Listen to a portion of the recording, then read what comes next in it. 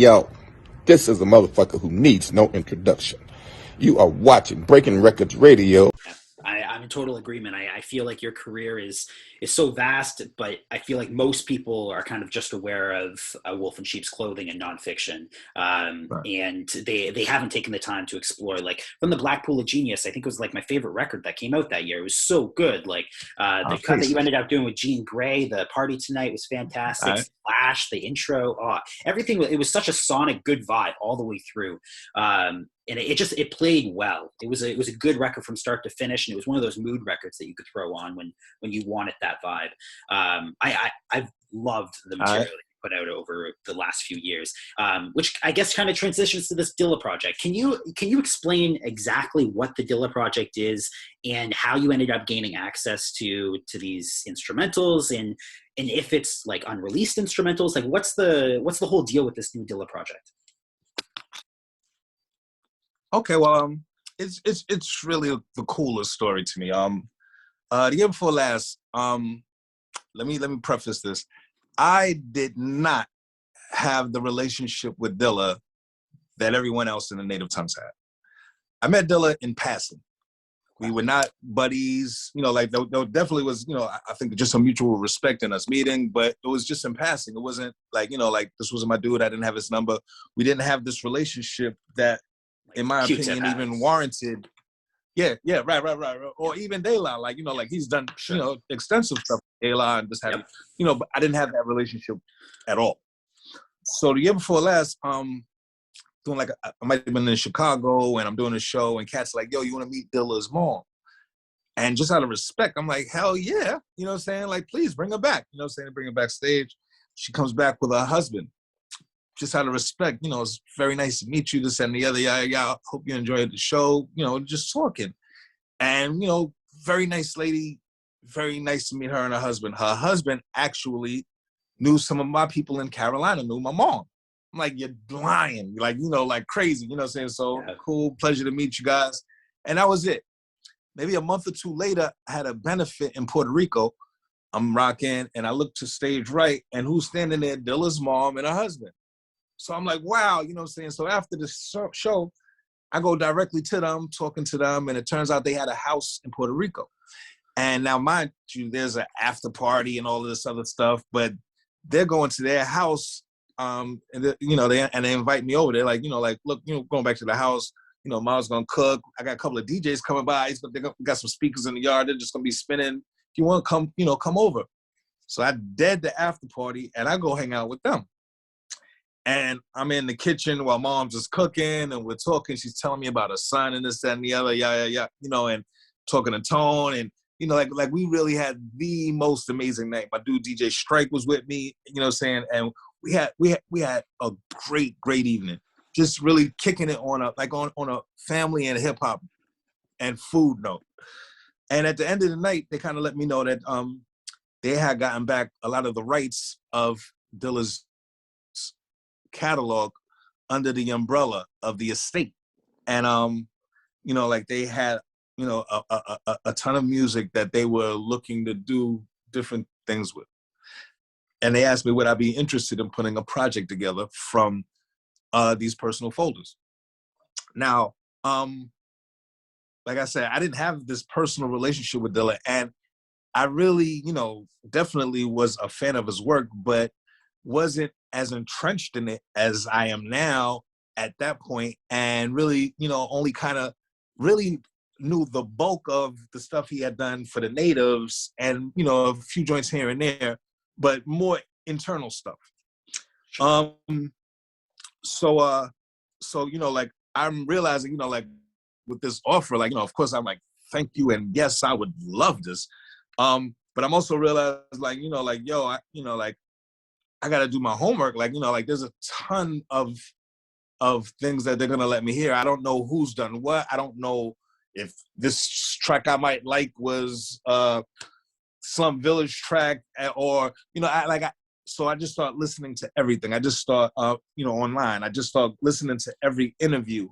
I start watching, I just start doing my due diligence and this leads to that, to this, and I just start going through it before I even go and get up with them and get any track. I had to meet Tony, her husband, in DC, we go to a studio and, you know, like they pull up, you know, folders of tracks from Dilla. And I specifically asked for a lot of the early work. I was like, I wanted to hear a lot of the things that made people take notice of him. You know, a lot of that JD stuff. You know what I'm saying? So, you know, they kind of, as best they could, play a lot of that stuff for me. And I started just picking stuff and creating my own folder. And, you know, when I got to about 35 tracks or so, I was like, this is a good start. You know what I'm saying? And mind you, I didn't hear probably a fifth of what they had to play. You know what I'm saying? But I had about 35 tracks or so. So I'm like, you know, like, I don't want to just burn myself out. Let me take these 35 and whatever sticks with me from here, I'll work on. And so that was how I began. And mind you, these are like 35-second snippets, you know, and they're not sequence tracks or anything like that. Like, these are just snippets of his ideas. You know what I'm saying? So, you know, I started building from those, and, you know, and I started reaching out to different cats that, you know, that I just personally over the years have just liked, you know, like, or even some of the newer, if you're newer, somebody that I just kind of have identified as kind of being dope, you know what I'm saying? And everybody was like, you know, like down and offering me the best of what the situation, what I was presenting to them. They were just really putting their foot in. And I slowly just started building, and I started meeting people around it and around the project. And like a case in point is like, you know, like everything was just so organic. My son, my youngest son, he does like some acting and this, that, and the other. He had got an opportunity to do something for Disney. So I had to take him out to California. While I'm in California, Tony hits me like, yo, Dilla was on Delicious Vinyl. You know, can I send somebody from Delicious Vinyl by your hotel to maybe you could play some of the tracks, maybe, you know, have them, maybe we'll do something with them. Let's just put them on the radar. Cool, send them by. So he sends the cat by, and we're in the hotel room, and I'm playing the stuff for him, and I'm telling them exactly what I'm telling you, the story of how it all came to be. And I'm like, you know, like I'm watching interviews, and, you know, like I'm watching, you know, his crew push him up on stage in a wheelchair, you know, overseas for like his last show. And like, he's like, you know, bringing a tear to my eye to see, you know, to know that he went through so much to be able to offer what he offers. And, you know, I had no idea who this guy is. You know, he's from Delicious Vinyl, as far as I'm concerned. Yeah. And, you know, I'm playing them stuff to send together. And to which he turns around, he's like, yo, the guy that was pushing him up on stage, that was me. He's like, I'm Frank Nitt. I was Dilla's best friend. This, that, and the other. And I'm just blown away, like, what? Like, you know what I'm saying? Like, you know, like, I've come, and at this point, the project's probably about halfway done. You know what I'm saying? So I'm playing him, you know, the beginnings, and he's blown away. And I'm like, you know, like, wow. Like, you know, like, so even to meet him, like, is like, now I have a reference point of someone I can reach out to that is Dilla, you know, that was in a room with them, you know, and ain't questions and this and the other. And me and Frank just hit it off. So much to the degree that, you know, like, Frank started sending me personal joints from his vault that he had, you know, like, yo, check out this joint from Dilla.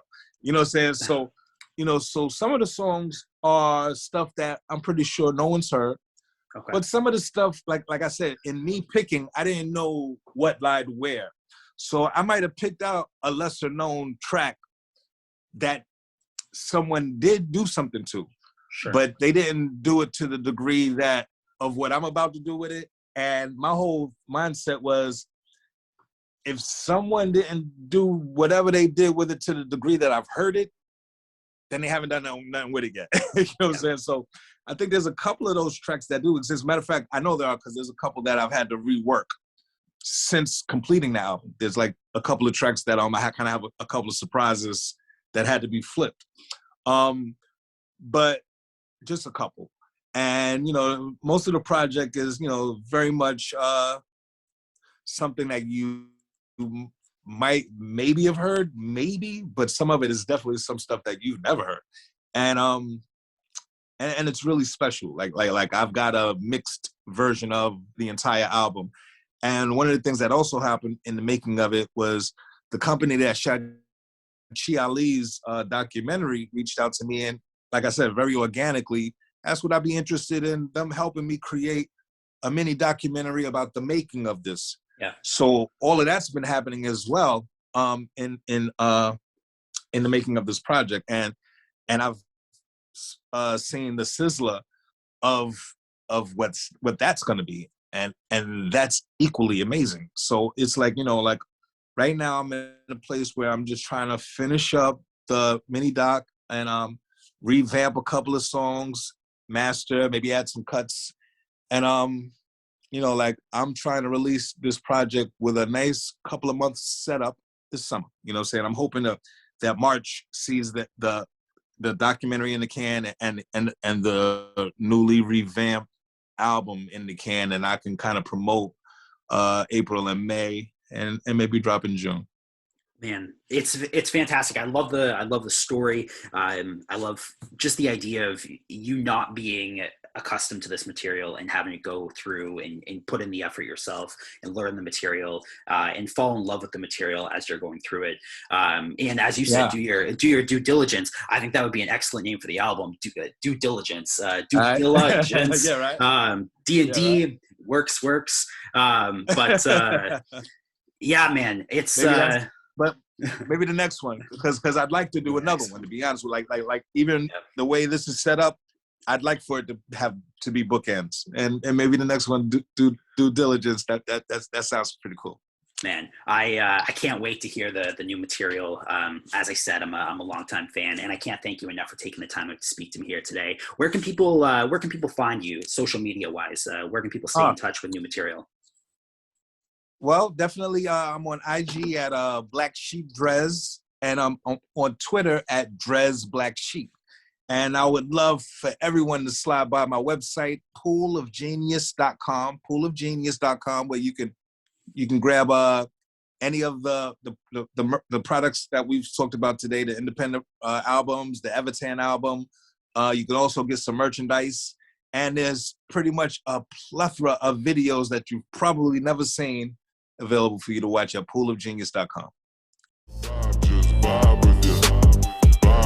Right now she on an elevator. I'm not trying to waste your time or give you all of mine. I just wanna vibe with your vibes. I don't wanna keep your heart, but I can tell you where to start. I just wanna vibe with your vibe. I don't need to know your name or the places that you've been. I just wanna vibe with your vibe. I don't need to hear about your mistakes or the times you ended at his place. Just wanna vibe with your vibes.